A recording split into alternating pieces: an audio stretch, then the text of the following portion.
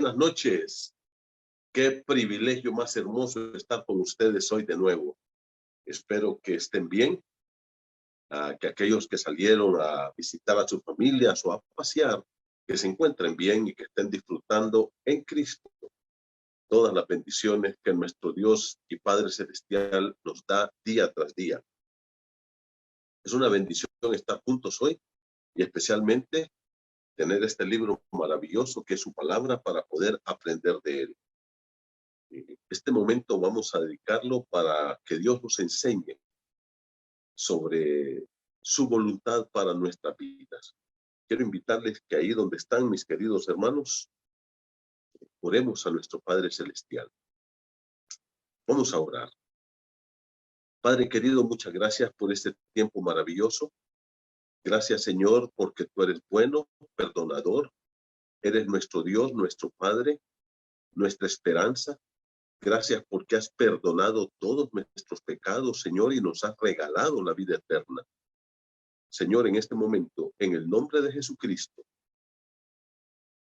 estamos clamando para que tú nos enseñes, nos dirijas, nos guíes a una vida de obediencia, a una vida, Señor, de sumisión a Cristo, que vivamos bajo el señorío de Cristo.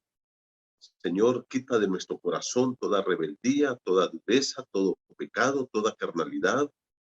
Quebrántanos, Dios, y ayúdanos a vivir una vida que realmente te agrade a ti. Enséñanos, Padre, a sujetarnos a tu palabra. Padre, por favor, lávanos con esa sangre que Cristo derramó en la cruz. Lávanos de todo pecado, Padre. Todo pensamiento y todas las palabras o actitudes o comportamientos pecaminosos. Te pido que tú los perdones, los limpies y que tú ilumines y aclares nuestra mente y corazón para poder entender tu poderosa y santa palabra.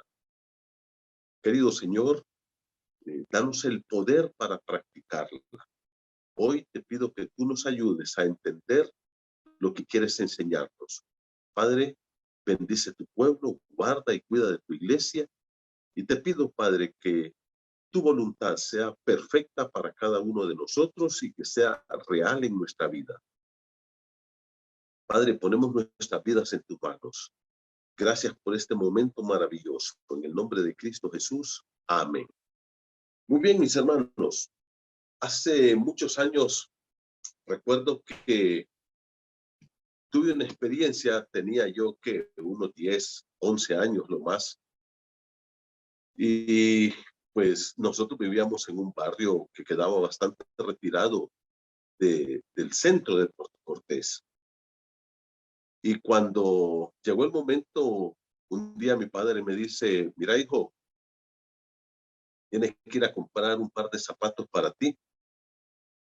Los necesitas, pero tienes que irte solo porque nadie puede ir contigo. Entonces, por primera vez, yo fui solo hasta el centro. Mi padre me dio todas las instrucciones, me dijo, te vas a subir en el bus, te vas a bajar en el parque, vas a caminar tanto para tal lado y vas a llegar ahí a una zapatería, a un almacén donde venden zapatos, escoge los que quieras, los que te gusten, los compres, regresas al parque y ahí esperas el bus de regreso. Yo salí feliz porque era la primera vez que iba solo. Y recuerdo que tomé el bus correcto, me bajé en el parque, caminé como él me dijo, fui a un almacén de zapatos, compré un par de zapatos, pero cuando yo vengo de regreso a buscar la estación del autobús, yo miré que ahí estaba un bus parado y me subí, me senté y luego el bus arrancó. Pero unos 10 minutos más adelante me di cuenta que iba por unas calles que yo no conocía y que jamás yo había pasado por ahí. De repente viene el cobrador y me dice, pasaje, por favor. Entonces yo saqué el dinero y se lo di. Y me dice, ¿para dónde vas? vas para Travesía, para Chipía o para Bajamar. No, le digo, yo voy a La Laguna. Era el barrio donde nosotros vivíamos. Y me dice este caballero, mira, joven, estás perdido. Lo siento mucho, pero estás caminando en la ruta equivocada. Lo que tienes que hacer es bajarte aquí porque viene el último bus de regreso. Ese iba para, esos buses salían de ahí de cerca del parque, ahí en Puerto Cortés, pero iban para unas aldeas garífunas, al otro lado, lejos de donde nosotros vivíamos. Y ya eran cerca de las 5 de la tarde y el último bus venía de regreso. Y me dice, te tienes que bajar aquí y aquí esperas el bus que venga. Te bajas en el parque, ahí esperas el otro autobús que te va a llevar a tu barrio. Así es que ya con mucho susto, muy preocupado, me bajé del autobús y ahí me paré y luego miré que venía el bus de regreso, otro bus, ya me subí y me fui ahí, me bajé en el parque y ahí abordé el bus correcto y ya fui llegando a la casa un poco tarde. Esta es una experiencia que me ocurrió, fue real. Me asustó mucho, se los quiero decir. Estaba yo un niño, tenía 10, 11 años, por mucho. Pero hay algo de esta historia que me dejó una lección. Siempre la recuerdo. A veces, hermanos queridos, nosotros creemos que vamos en la ruta correcta, pero nos hemos subido en el bus equivocado. A veces nosotros somos genuinos, sinceros en lo que creemos, pero estamos equivocados en lo que creemos. Esta noche yo quiero ser para ti como ese colector de pasajes que vino y me dijo, usted va en el bus equivocado. Tiene que bajarse aquí y tiene que abordar el bus correcto. Hay muchas personas que creen que van a ir al cielo. Es más, algunos están seguros y son muy sinceros en lo que creen.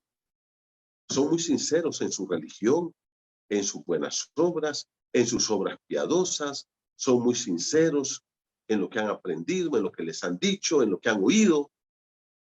Pero esa sinceridad no es suficiente. Esa sinceridad que tú tienes, mi hermano, mi amigo, que me estás escuchando, no es suficiente. Uno puede ser genuino en lo que cree, pero estar equivocado en lo que cree. Y especialmente en temas de vida eterna. Estamos estudiando la primera carta del apóstol Juan. Yo quiero recordarte que estamos ahorita viendo los propósitos por los cuales Juan escribió esta carta. Ya hemos hablado de 3 propósitos. El primer propósito es aclararle a la iglesia el peligro de dejarse arrastrar doctrinalmente por el gnosticismo, un gnosticismo que estaba naciendo, que estaba queriendo dañar la iglesia. Y a mí me admira mucho cómo los escritores, especialmente del Nuevo Testamento, aunque pueden leerlo en todos los profetas del Antiguo Testamento, están preocupados para que la iglesia, especialmente en el Nuevo Testamento, sea protegida de las falsas doctrinas. Hay un celo piadoso, correcto, santo, bueno, que lleva a los apóstoles a cuidar a la iglesia de no ser infiltrada por pensamientos y corrientes mundanas, satánicas, humanistas y pecaminosas que van a contaminar la iglesia. Segundo, en el capítulo 1, versículo 4, tenemos el segundo propósito. Estas cosas os escribimos para que vuestro gozo sea cumplido. Dice Juan, el segundo propósito que yo tengo al escribir esto es que ustedes lleguen a tener un gozo completo. Y ya hemos hablado de que el gozo no viene solo porque somos cristianos, solo porque yo voy a la iglesia, solo porque yo sé algunos versículos de memoria, solo porque yo canto coros. El gozo viene cuando aplico mi vida a la obediencia a la palabra de Dios. Porque Es la santidad la que trae el gozo a nuestra vida. Por tanto, nosotros tenemos que aplicar nuestra vida a ser santos. ¿Cuál debe de ser nuestro objetivo? La santidad. Y esto está íntimamente relacionado con el tercer propósito. Capítulo 2, verso 1. Hijitos míos, estas cosas os escribo para que no pequéis. En la medida que nosotros evitamos pecar, que conste, sabemos que no es una tarea fácil, sabemos que es una lucha. Todos los días nosotros tenemos pecados, tentaciones, la naturaleza pecaminosa, carnal que tenemos aquí adentro, el mundo pecaminoso que nos atrae, como ya lo dijimos en la primera reflexión, hablando de Juan 5:19, el mundo entero está bajo el maligno. Por tanto, nosotros tenemos que, con el poder de Dios, luchar día tras día para que nosotros podamos dejar el pecado. La Biblia nos dice, mire lo que dice, versículo primera de Juan 2:1, estas cosas os escribo para que no pequéis. Ahora, esto, hermano, escuche bien, por favor, no solo es un propósito de primera de Juan, ese es el propósito de toda la palabra de Dios, que nosotros dejemos el pecado. Toda la Biblia está circunscrita a este principio. Yo soy santo, dice Dios, y yo quiero que ustedes dejen el pecado y aprendan a caminar en santidad conmigo, en una adoración genuina a mí. Y ahí ustedes van a encontrar todo el llamado de Dios está en este punto. Prácticamente esto es el propósito de toda la escritura. Estas cosas os escribo para que no pequéis. Por tanto, nosotros tenemos que alinear nuestra vida en esta ruta. Y el último propósito que tiene el apóstol Juan está en el capítulo 5. Yo quiero que ustedes vayan conmigo a primera de Juan, capítulo 5, y vamos a ver el verso 13. Aquí está el cuarto propósito del apóstol Juan. Mira cómo dice, estas cosas os he escrito a vosotros que creéis en el nombre del Hijo de Dios para, aquí está el propósito. ¿Con qué propósito Juan escribió toda esta carta? Dice, para que sepáis que tenéis vida eterna y para que creáis en el nombre del Hijo de Dios. Me encanta esto, hermano. Me fascina, porque yo puedo ver aquí cómo Juan, en toda su carta, lo que va a hacer es desarrollar estos propósitos.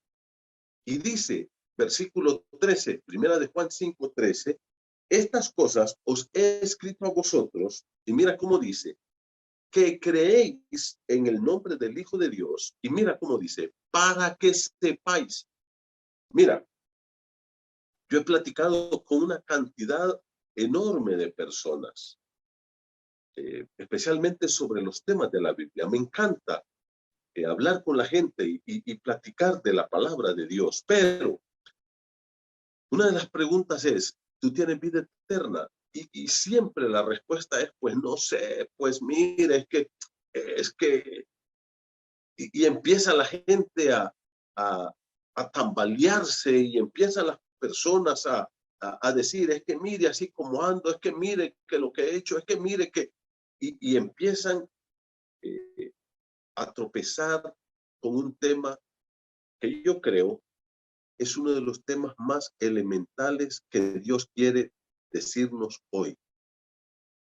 Y mira cómo dice, estas cosas, dice, os he escrito a vosotros que creéis en el nombre del Hijo de Dios, para que sepáis, saber. Dios dice, yo quiero que ustedes sepan, que se den cuenta, que tengan certeza, absoluta seguridad, que no tengan ni una duda. ¿Y de qué es lo que quiere el Señor? Que no tengamos duda, que lo sepamos con certeza, con seguridad. Dice que tenéis vida eterna. Y mira, este verbo tenéis, hermano, está en tiempo presente, no está en tiempo futuro. No dice en algún tiempo van a tener vida eterna, no dice eso. No está en un subjuntivo como queriendo decir, probablemente alcancen la vida eterna, porque los verbos en modo subjuntivo, hermano, quiere decir que son una probabilidad. Este verbo primero está en presente y luego está en modo indicativo. En la Biblia, los verbos en tiempo presente y en modo indicativo nos quieren dar una absoluta seguridad, una certeza. Y Dios nos está diciendo, mire qué hermoso esto. Dios nos dice, Él nos promete y nos dice, yo quiero que ustedes sepan, sin duda alguna, con toda certeza, con absoluta seguridad, que ustedes tienen ya, ahora, vida eterna. No cuando nos muramos, no cuando vayamos al cielo, no allá en unos 1000 años adelante, no, dice ya, presente, hoy, ustedes ya tienen vida eterna. Y por eso lo recalcamos esto, hermanos. Pero como yo lo decía en esta introducción que hice, y como lo dice también la palabra de Dios en el libro de Proverbios 14:12, ¿sabes lo que dice Proverbios 14:12? Hay camino que al hombre le parece derecho, pero su fin es camino de muerte. Hay camino, dice, que al hombre le parece recto, correcto, que va bien, pero no se da cuenta de que al final lo único que encontrará es la muerte, es la condenación eterna. Un día la palabra de Dios nos cuenta en el Evangelio de Juan, en el capítulo 3, que un hombre vino a Jesús de noche, se llamaba Nicodemo, y le dijo, Rabí, sabemos que has venido de Dios como maestro, porque nadie puede hacer estas señales que tú haces si Dios no está con él. Mira lo que la Biblia dice, había un hombre de los fariseos que se llamaba Nicodemo, un principal entre los judíos. Primero, Nicodemo era un judío. Los judíos eran supuestamente el pueblo escogido de Dios. Ellos creían que por nacer en Israel y por ser descendiente de Abraham, tenían las puertas del cielo de par en par. Pablo lo tiene que discutir eso en el libro de Romanos, en el capítulo 1, en el capítulo 2 y al principio del capítulo 3. Y dice, porque tú eres judío, crees que eres salvo y que porque tienes la ley, porque tienes esto, crees que ya vas a ir al cielo y estás completamente equivocado. Por tanto, este hombre era judío. Él creía que por ser judío ya tenía las puertas del cielo abiertas. Segundo, era un fariseo, era religioso. Este hombre era un hombre que era estricto en la obediencia a los mandamientos de la ley de Moisés. Tercero, era un hombre con una conducta íntegra. Los fariseos eran irreprensibles en sus conductas. Se portaban extraordinariamente bien. Cuarto, conocía la Biblia, especialmente el Antiguo Testamento, que era lo que estaba escrito hasta ese momento, casi palabra por palabra, de tal forma que él era un maestro de Biblia en Israel. Había escuchado de Jesús, sabía que Jesús venía de Dios. Le dijo, sabemos que has venido de Dios como maestro, porque nadie puede hacer las cosas que tú haces si Dios no está con él. Ahora, ¿qué podemos decir de Nicodemo? Judío, religioso, conocedor de Jesucristo, lo identificaba plenamente, conocedor del Antiguo Testamento, obediente, un hombre recto, moral. Pero ¿sabe lo que le dijo Jesús?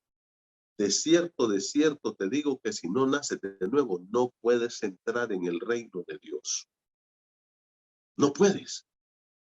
Y Nicodemo se asusta y queda, pero hecho una piedra. ¿Por qué? Porque él creía que él era miembro del reino de Dios. Por eso Jesús le tiene que decir en Juan 3:16, porque de tal manera amó Dios al mundo que ha dado a su Hijo unigénito para que todo aquel que en él cree no se pierda, mas tenga vida eterna. ¿Qué le ofrece Jesús a Nicodemo? Le ofrece la vida eterna. ¿Por qué Jesús le ofrece vida eterna a Nicodemo? Porque no la tiene. Él tenía religión, él tenía una nacionalidad judía, él tenía conocimiento de la Biblia, él tenía buenas obras, él tenía todo lo que tú quieras tener, creer. Pero él no tenía vida eterna. Y hermano querido, yo te quiero decir esto hoy. Tenemos que evaluarnos a la luz de la palabra de Dios, porque Dios quiere que tú sepas realmente que tú tienes vida eterna. Y te digo, esto no es una broma, por favor. Esto no es un juego. Tiene que ver con tu eternidad, donde yo voy a pasar la vida eterna, donde tú vas a pasar la eternidad. Primero, yo te quiero decir que esto se habla desde el Antiguo Testamento y todo mundo es eterno. Yo quiero que mires conmigo, por favor, el libro de Daniel 12. Mira lo que dice la Escritura en el libro de Daniel, capítulo 12. Y voy a comenzar acá porque este pasaje es clave. Daniel, capítulo 12. Escucha lo que dice el versículo 1 y 2. En aquel tiempo se levantará Miguel, el gran príncipe que está de parte de los hijos de tu pueblo, y será tiempo de angustia. Está hablando del tiempo final, del tiempo de la gran tribulación, cual nunca fue desde que hubo gente hasta entonces. Pero en aquel tiempo será libertado tu pueblo y todos los que se hayan escritos en el libro. Ya se habla de un libro que ahí tiene registrados los nombres de personas. Ahora miren lo que dice el verso 2, Daniel 12, 2.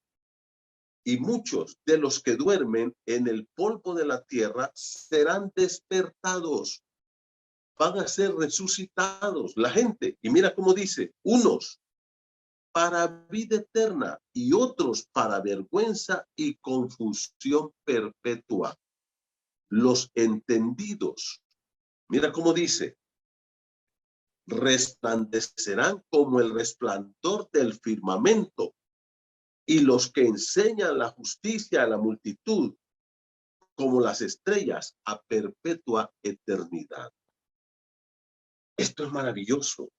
Allá en el Antiguo Testamento, Dios dice, un día la gente se levantará del polvo, o sea, van a resucitar. Pero, ¿qué dice la Escritura?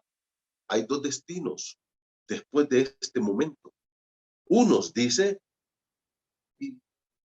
para vida eterna y otros para vergüenza y confusión perpetua. Todos somos eternos, pero Dios nos promete vida eterna con Él en el cielo o vida eterna en la condenación, en el infierno, con Satanás eternamente. ¿Dónde vamos a pasar la eternidad? Yo quiero que tú entiendas que no podemos jugar con esto, no podemos descuidar esto. Yo debo de estar seguro, como dice el apóstol Juan en el propósito de esta carta, primera de Juan 5:13. Dice, estas cosas os he escrito a vosotros que creéis en el nombre del Hijo de Dios para que sepáis que tenéis vida eterna. Dios quiere que lo sepamos, pero que no estemos genuinamente equivocados con mucha gente. Hay muchas personas que creen que ellos van a ir al cielo y que creen que porque tienen una religión, ellos ya no tocan tablita y que van a saltar directamente a la eternidad con Dios, pero están genuinamente equivocados. Su sinceridad no los va a salvar de la condenación. El ser sinceros en lo que creen, en su religión o en lo que les han dicho, eso no los va a salvar de la condenación. Por eso tenemos que estar seguros que nosotros tenemos la vida eterna. Como les digo, desde allá se está prometiendo vida eterna, pero también se está prometiendo condenación eterna. En el libro de Lucas 18, yo quiero que vengas conmigo, porque quiero que empecemos a ver aquí algunos puntos clave con respecto a esto de la vida eterna. Mira conmigo Lucas 18, 18, por favor. Lucas capítulo 18, Y versículo 18, esta es una historia maravillosa, la historia del joven rico. La Biblia cuenta aquí que había un joven que tenía muchas riquezas. Y mira, era un joven, probablemente era un hombre muy emprendedor, muy trabajador, y que digamos que había hecho su riqueza con toda honestidad, con un trabajo deshonero, honesto, recto. ¿Ok? Y le pregunta a Jesús, mira lo que dice el versículo número 18. Estoy leyendo Lucas 18, 18. Un hombre principal le preguntó, diciendo, maestro bueno, ¿qué haré para heredar la vida eterna? Y esta es la pregunta del millón. Esta es la pregunta del millón. ¿Qué tengo que hacer para poder tener la vida eterna con Cristo en el cielo? ¿Qué tengo que hacer?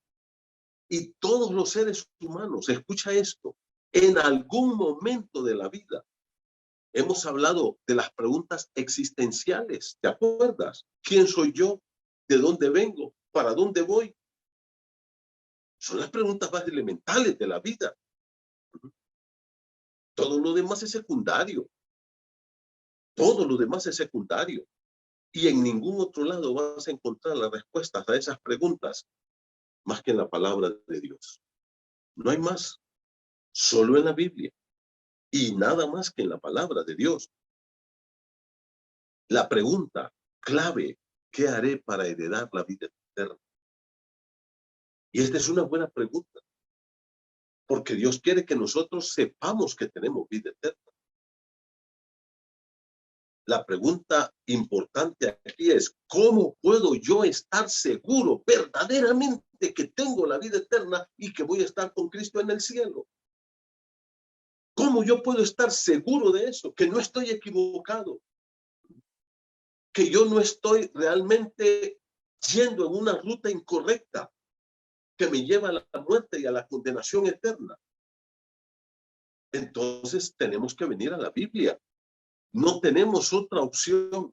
Y aquí este caballero le viene a preguntar a Jesús, ¿qué haré para heredar la vida eterna? Esta es la pregunta más importante del ser humano, la pregunta más importante que un hombre puede hacer en toda su existencia en esta tierra.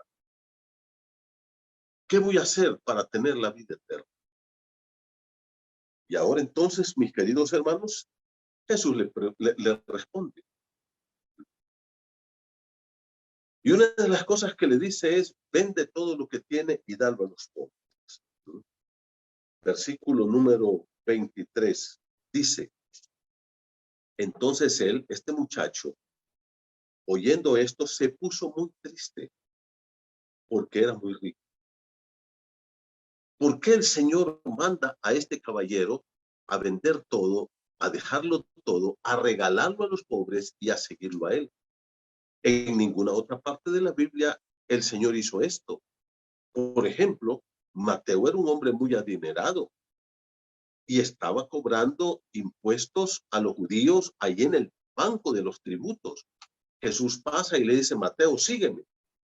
Y dice que Mateo voluntariamente dejó todo ahí y siguió a Jesús.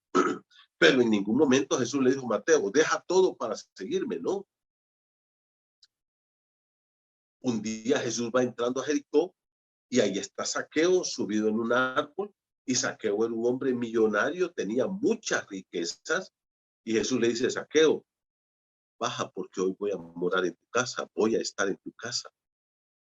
Zaqueo baja, se va corriendo con Jesús, le hace una gran fiesta y lo recibe en su casa. Pero en ningún momento Jesús le dice, Zaqueo, vende todo lo que tienes y dalo a los pobres.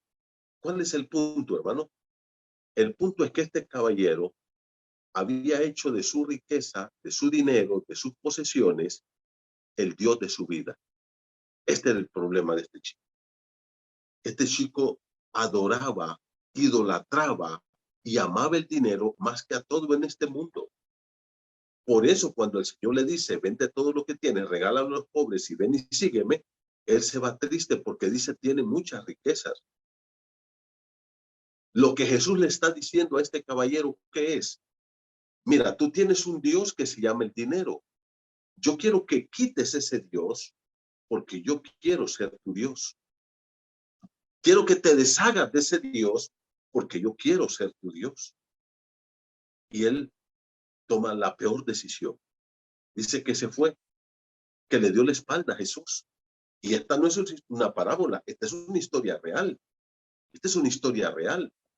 Ahora, yo quiero que ustedes miren lo que ocurre después de que este caballero se va. Mira cómo dice el versículo número 24.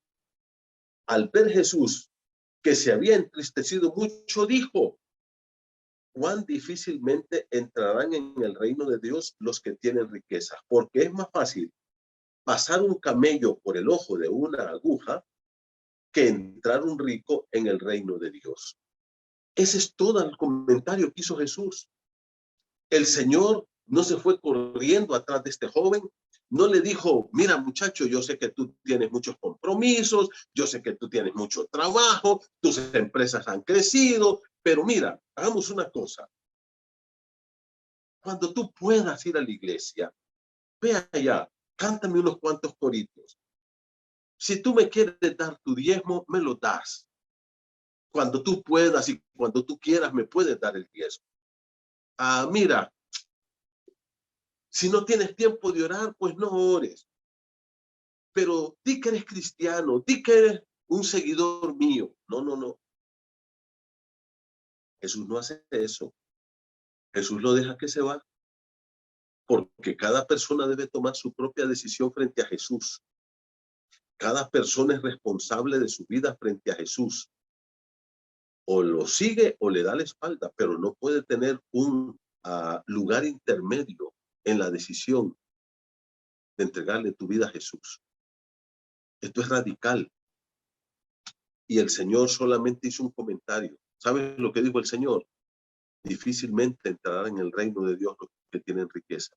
Y aquí usó una frase que se llama una hipérbole. Hay gente que ahí anda inventando. No, hombre, no hay que inventar en la Biblia.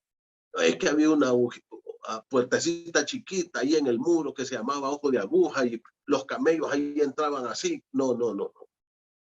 El Señor no está haciendo eso. El Señor está haciendo una hipérbole. ¿Sabe lo que es una hipérbole? Es una exageración, es una figura de lenguaje que es una exageración que usa el Señor para que su enseñanza tenga mayor impacto. Dice, mire, ¿sabe qué difícil es que los ricos se salven? Como pasar un camello por el ojo de una aguja. O sea, eso dice el Señor es algo tremendo, pues. Ahora, dice el Señor, es más fácil pasar un camello por el ojo de una aguja a que un rico se salve. Ahora yo quiero que miren lo que dicen los apóstoles. Vayan conmigo, por favor. Versículo número 26. Estamos en Lucas 18:26. Dice, y los que oyeron esto dijeron, ¿quién pues podrá ser salvo? ¿Ya se dieron cuenta? Se asustaron los discípulos y preguntaron, si esto es así, ¿quién puede salvarse? Y ahora miren la respuesta de Jesús. Jesús les dijo, lo que es imposible para los hombres es posible para Dios. ¿Ya se dieron cuenta lo que dijo Jesús acá? Lo que es imposible para los hombres. Preste atención a esto, mi hermano, entienda esto. Mi amigo que me está escuchando, entienda esto. Mira lo que dijo el Señor. Lo que es imposible para los hombres. ¿Qué es imposible para los hombres? Lo que dijeron los apóstoles en el verso 27. ¿Quién podrá ser salvo? Dijo el Señor. ¿Sabe qué? Para el hombre es imposible salvarse. Y este es el primer principio que tú tienes que entender para tener la seguridad de la vida eterna. Yo no me puedo salvar a mí mismo. Tú no te puedes salvar a ti mismo. Es imposible que el hombre pueda obtener la salvación por esfuerzos propios. Tú puedes ir a una iglesia toda tu vida, cumplir todos los ritos de tu religión. Tú puedes ir a la iglesia bíblica El Molino. Tú puedes decirme, mire, yo soy católico, yo soy mormón, yo soy adventista, yo soy testigo de Jehová, yo soy pentecostal, yo soy bautista. Y eso no te va a ayudar para tener vida eterna. Porque no es una religión, no es a través del esfuerzo de una religión que tú vas a tener vida eterna. Dijo el Señor, lo que es imposible para los hombres. Mira cómo dijo el versículo número 27, es posible para Dios. En resumen, solo Dios puede salvar al ser humano. Y escucha bien esto. Dios salva al hombre 100%. Lo voy a repetir. Dios hace la salvación al 100%. ¿Sabe lo que quiere decir esto? Que yo no puedo hacer nada, 0%, para poder salvarme. Dios lo hace todo. Él me escogió desde antes de la fundación del mundo. Él mandó a su Hijo Jesucristo. Cristo murió en la cruz del Calvario. Él fue sepultado. Él resucitó. Él se ha convertido en el único medio de salvación. Esto es clave entenderlo, mi hermano, para poder estar seguro de la vida eterna. Mira, hay gente que le han dicho en algunas religiones, usted se tiene que portar bien, usted tiene que cumplir los ritos de la religión, usted tiene que andar vendiendo esto, tiene que estar regalando aquello, tiene que hacer buenas obras, tiene que bautizarse, y ahí le van cargando de una serie de cosas que el hombre tiene que hacer para poder ser salvo. Yo he preguntado a muchos de estas gentes que están en estas religiones, ¿tú eres salvo? A veces han venido aquí a la casa. Claro, ellos no saben que yo soy pastor. Entonces, me acuerdo uno de ellos que andaban ahí diciendo, mira, me dice uno de ellos, ¿sabe que existe un reino, que es el reino de Dios? Le digo, cuénteme del reino de Dios. Y ya me empezó a decir del reino de Dios aquí, de justicia, de paz, de amor, de prosperidad, todo lo que dice la Biblia. Y luego entonces le pregunto yo, mira, ¿cómo yo puedo entrar en el reino de Dios? Fíjate que a mí me llama la atención lo que me estás diciendo. Yo quiero ser. Y me dice, su pregunta es bien importante. Y mira, empieza a dar vuelta y vuelta y vuelta y vuelta y nunca me dijo cómo entrar en el reino de Dios. Y luego le pregunto, mira, Lego, te quiero hacer otra pregunta. ¿Tú eres miembro del reino de Dios ya? Me dice, pues mire, en eso andamos haciendo la fuerza. Qué triste, qué triste. Esto no es cuestión de hacer la fuerza, mi padre. Lo que es imposible para los hombres es posible para Dios. ¿Qué es imposible para el hombre? Salvarse a sí mismo. Salvarse a sí mismo. El hombre no puede obtener la salvación ni por buenas obras, ni por tener una buena religión, ni por ser bautizado, ni por cumplir la ley de Moisés. La Biblia dice que la ley no salvaba a nadie. La ley nos mostraba qué tan malos y pecadores éramos nosotros. Pero dice que por las obras de la ley ningún ser humano será justificado delante de Dios, será perdonado por Dios. Ninguno. Entonces, ¿cuál es el punto aquí? Aquí estamos en un problema serio. Porque si yo no me puedo salvar, no puedo hacer nada, entonces la pregunta es, ¿cómo puedo obtener la vida eterna? ¿Cómo podemos obtener la vida eterna? Y ahí viene entonces la respuesta del Señor. Lo que es imposible para los hombres es posible para Dios. Solo Dios puede salvarnos. Y aquí yo he visto siempre este punto clave. ¿Sabes cuál es, mi hermano? Que la gente que cree que la salvación es por obras, nunca sabe si ya hizo la obra suficiente para tener la vida eterna. Siempre está pensando, ¿y será que debo hacer algo más? ¿Y será que ya está suficiente? ¿Sabes por qué? Porque nunca eso le va a garantizar a nadie la vida eterna. ¿Y qué dijo el Señor ahí? Dijo lo que es imposible para los hombres. Por eso, allá en el libro de Jonás, en el capítulo 2, versos 9 y 10, Jonás dice, la salvación es del Señor. La salvación es del Señor. Dios dice en el libro del profeta Isaías, mirad a mí, porque yo soy Dios, y fuera de mí no hay quien salve. Fuera de mí no hay quien salve. Entonces, la vida eterna, mi hermano, en primer lugar, la vida eterna le pertenece a Dios, es de Él. Él es la vida. Cristo dijo en Juan 14:6, yo soy el camino, la verdad y la vida. Él dijo, yo soy la vida. Mira conmigo Juan capítulo 1, por favor. La palabra de Dios dice así, Juan capítulo 1, verso 1. Ya lo sabemos bastante bien. ¿Qué dice? En el principio era el verbo. En el principio el verbo ya existía. En el principio de toda esta creación, el verbo que es Dios en su esencia, y especialmente aquí es su Hijo, ya existía. Y dice, y el verbo era con Dios. O sea, el verbo existía junto a Dios. Y el verbo era Dios. Ahora mira lo que dice el versículo 4.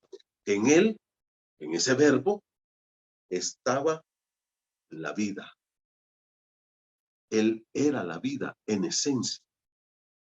Cristo, Dios, es el único que tiene vida eterna en sí mismo. Nosotros tenemos una vida prestada. Yo no tengo vida en mí mismo.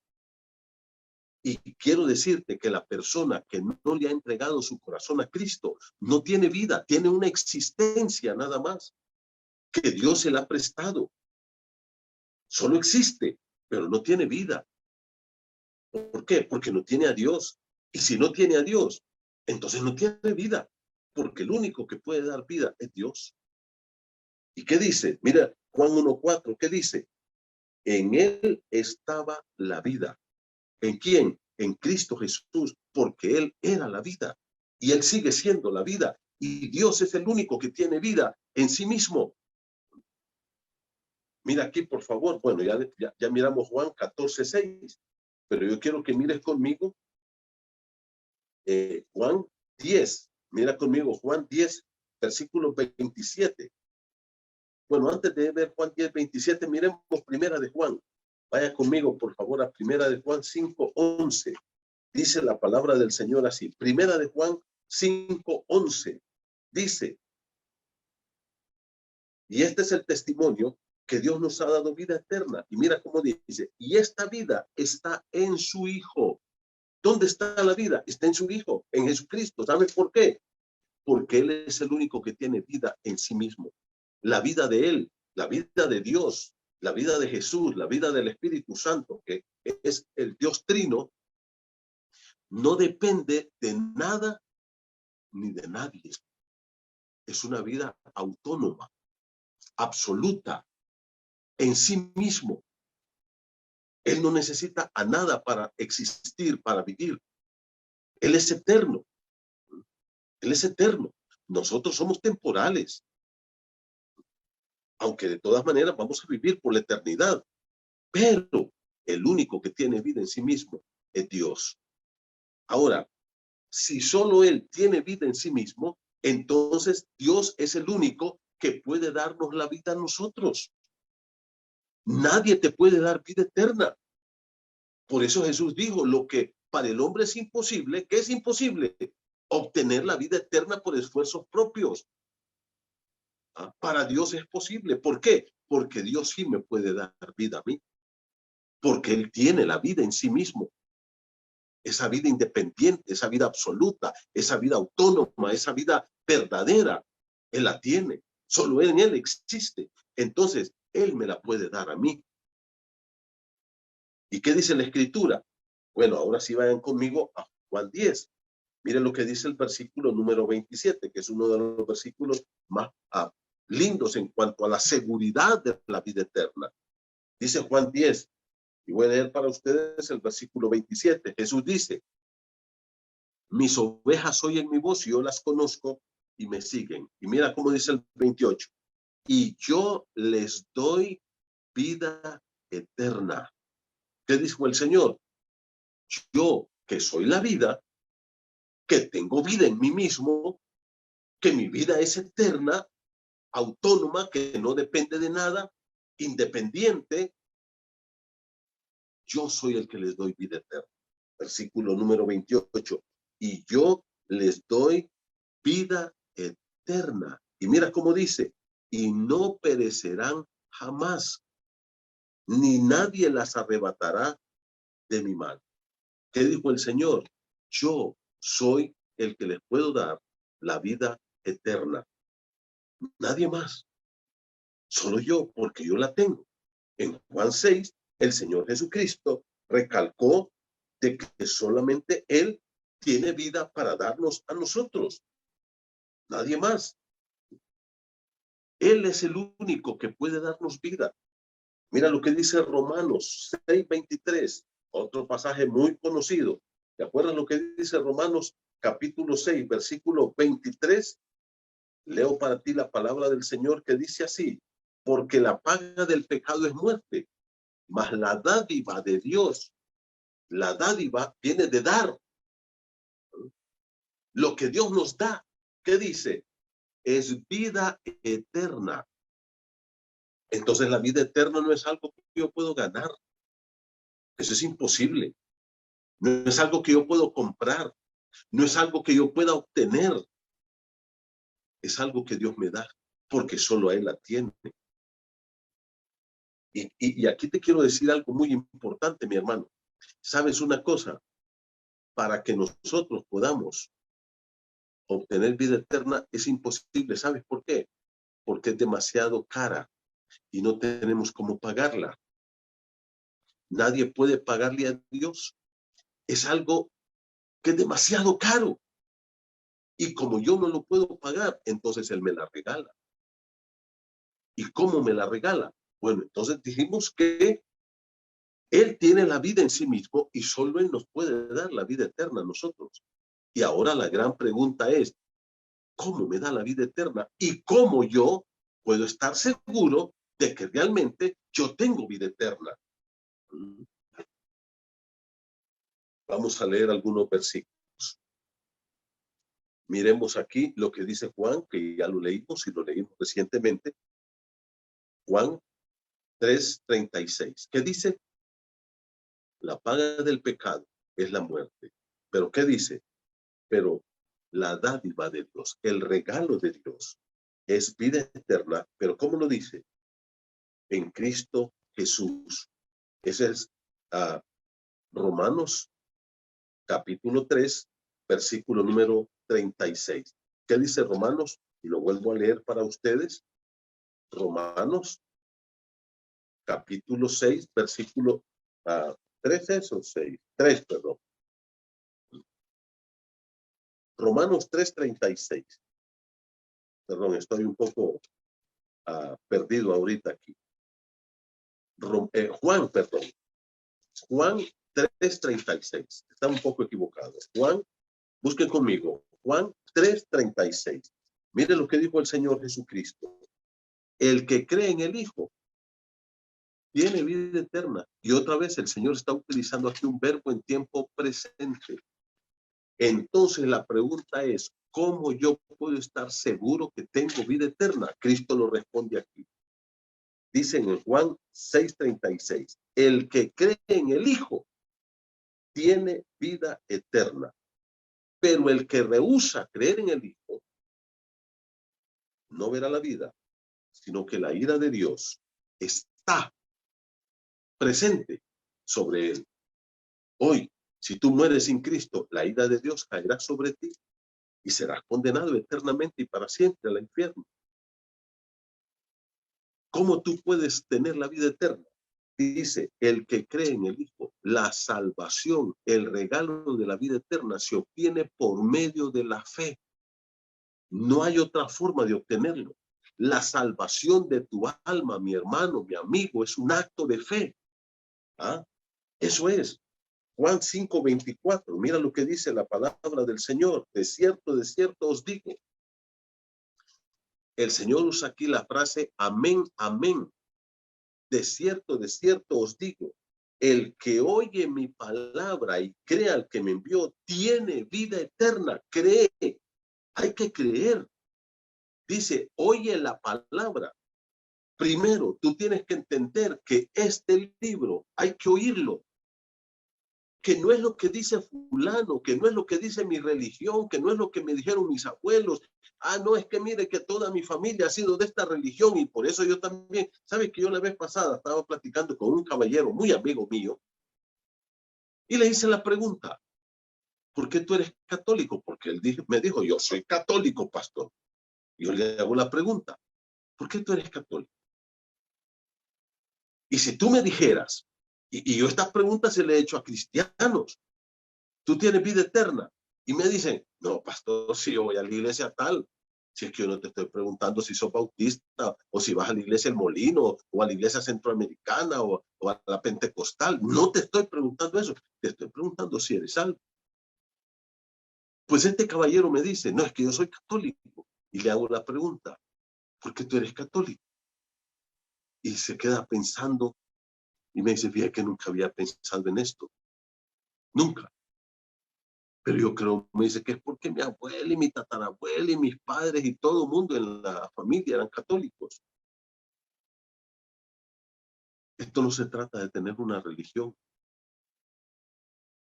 Esto no se trata de decir, no, si es que yo soy bautista o yo soy de la iglesia bíblica El Molino, yo soy centroamericano, pentecostal o yo soy de esta. No, no. No se trata de decir, ah, es que esto es lo que a mí me han dicho, es que a mí me contaron, es por allá mi mamá me decía, es que por allá mi tía me contaba, es que yo he escuchado de tal líder religioso. Escucha lo que dijo el Señor. Juan 5:24. El que oye mi palabra. ¿Escuchas eso? Para que tú estés seguro de la vida eterna, tienes que saber que lo que tú crees está en la Biblia, que está en la palabra de Dios, que es lo que Dios dice, que no son inventos míos, que no son inventos de mi religión, de mi denominación, que no son inventos de mis abuelos, que es lo que Dios dice en su palabra. La fe viene por el oír y el oír por la palabra de Dios. Es la Biblia la que nos da la certeza de cómo podemos tener la vida eterna. ¿Y qué dijo el Señor? El que oye mi palabra y crea al que me envió, tiene vida eterna. ¿Y qué dice el texto? Y no vendrá a condenación. No hay condenación ya. ¿Por qué? Porque ha pasado de muerte a vida. Mira lo que dice Juan 6:40. Juan capítulo 6, versículo 40. Dice, y esta es la voluntad del que me envió, que todo aquel que vea al Hijo y cree en Él tenga vida eterna. Tú tienes que entender quién es Cristo, que Cristo es el Dios hombre, impecable, el Dios eterno que se hizo hombre, que no pecó nunca, pero que Él tomó todos tus pecados y los llevó en la cruz. Y ahí en la cruz Él murió por ti y Él pagó por tus pecados. Y luego, ¿qué dice el texto? Dice, y yo le resucitaré en el día postrero. Cuando tú entiendes quién es Cristo, lo que Él hizo por ti en la cruz del Calvario, al morir, ser sepultado y resucitar y convertirse en el único salvador de tu alma, el Señor dice, tiene vida eterna. La salvación y el regalo de la vida eterna es un regalo de Dios, que Dios te lo da por medio de la fe. No es por hacer buenas obras, no es por tener una religión, no es por tener un bautismo, no es por leer la Biblia, no es por cantar coros, no es por tener tu nombre en una denominación cualquiera que sea, es porque tú has creído en Cristo y has depositado en Cristo toda tu fe para la salvación de tu alma. Mira, primera de Juan 5:13. Vamos a ir allá. Primera de Juan 5:13. ¿Qué dice la Escritura? Bueno, vamos a leer lo que dice la palabra de Dios. Primera carta de Juan, capítulo 5, versículo número 13. Voy a leer desde el verso 11. Mira, y este es el testimonio. ¿El testimonio de quién? El testimonio de Dios, que Dios nos ha dado vida eterna. Ahora, este verbo ya está todavía un poco más claro, porque ya está hablando del pasado. Cuando yo recibí a Cristo, en ese momento, Él me dio vida eterna. Y mira cómo dice, y esta vida, ¿qué vida? La vida eterna, dice, está en su Hijo. ¿Dónde está la vida eterna? Mira cómo dice, de nuevo te lo leo, primera de Juan 5:11. Y este es el testimonio que Dios nos ha dado, vida eterna. Y esta vida, la vida eterna, está en su Hijo. No está en una religión. Fíjate que hay gente que todavía vive discutiendo. No, dice que la iglesia evangélica fue la primera iglesia fundada por Cristo. No, dice el adventista, es que la primera iglesia es la adventista. No, dice el católico, es que la primera iglesia es la iglesia católica. Y todo mundo se discute de que ellos fueron la primera iglesia que fundó Jesús. Jesús no vino a fundar ninguna denominación. Jesús vino a restaurar la relación que el hombre había roto con Dios. Él vino a ser el puente para unir al hombre con Dios. Él no fundó religiones, él no fundó grupos, denominaciones. Él vino a salvar al hombre. Y mira cómo lo dice. Este es el testimonio que Dios nos ha dado, vida eterna. Y esta vida está en su Hijo. No está en una denominación, no está en las buenas obras, no está en el bautismo, no está en darle dinero a los pobres. Está en Cristo. Versículo número 12. El que tiene al Hijo tiene la vida. ¿Qué vida? La vida eterna. Ya es de Él, ya la tiene. ¿Y qué dice? El que no tiene al Hijo no tiene la vida. Si tú no has recibido a Cristo como tu único y suficiente Salvador por medio de la fe, y cuando decimos único es porque no hay más. Y cuando decimos suficiente es porque con Cristo sobra y basta para tener la vida eterna. Y ahora entonces, ¿qué nos dice la Escritura? El que tiene al Hijo tiene la vida eterna, porque Cristo nos ha dado la vida eterna a través de nuestra fe en Él. Eso quiere decir que yo ya no confío en las buenas obras, ya no confío en mi religión, ya no confío en mi bautismo, ya no confío en darle dinero a los pobres, ya no confío en nada más que solamente en Cristo como el único que me puede salvar. Eso es fe. Y yo digo, Señor, renuncio a creer en estas cosas y solamente creo en Cristo como el único que me puede perdonar mis pecados y regalarme la vida eterna. Quiero que Él entre en mi corazón. Te abro mi corazón y quiero que Él entre en mí y que me perdone y me salve. ¿Y qué dice la Escritura? El que tiene al Hijo tiene la vida. El que no tiene al Hijo de Dios no tiene la vida. Puede ser que tenga religión, puede ser que tenga buenas obras, puede ser que tenga dinero, puede ser que tenga lo que quiera tener, pero no tiene vida eterna. Y si no tienes vida eterna, no tienes nada. Vives perdido sin Dios y sin esperanza. Ahora, a esos que creen en Cristo, que han depositado toda su fe en Cristo, que siguen a Cristo y que caminan con Cristo y que han hecho de Cristo el Rey, Salvador y Señor de su vida. Versículo 13. Estas cosas, todo esto que tengo escrito aquí, dice Juan, os he escrito a vosotros que creéis en el nombre del Hijo de Dios, para que sepáis que tenéis vida eterna. No tengas ninguna duda, mi hermano. Dios ha perdonado todos tus pecados y Él te ha regalado una vida eterna. No te la ha dado por 6 meses, ni por 1 año, ni por 5 años. Eterna. Y eso está ya en Juan 3:16, porque de tal manera amó Dios al mundo que ha dado a su Hijo unigénito, para que todo aquel que en Él cree no se pierda, mas tenga vida eterna. Dios no nos promete vida por 6 meses ni por 1 año. Dios nos promete vida eterna y Él quiere que tú lo sepas y que vivas seguro y que vivas confiado y que esa vida eterna te traiga esa esperanza diaria, como dice Tito, que la vida eterna es la esperanza bienaventurada de cada uno de nosotros. Si tú no tienes a Cristo, no tienes vida eterna. Y los que tenemos a Cristo, Dios quiere que sepamos que ya tenemos vida eterna, que la disfrutemos y que cada día alabemos su nombre por ese regalo maravilloso que Él nos ha dado en Cristo, solamente por medio de la fe, porque hemos confiado en Él como nuestro único y suficiente Salvador. La Biblia dice, ustedes tienen vida eterna. Disfrutemos de esa vida, mis hermanos, con el Señor. Que Dios los bendiga.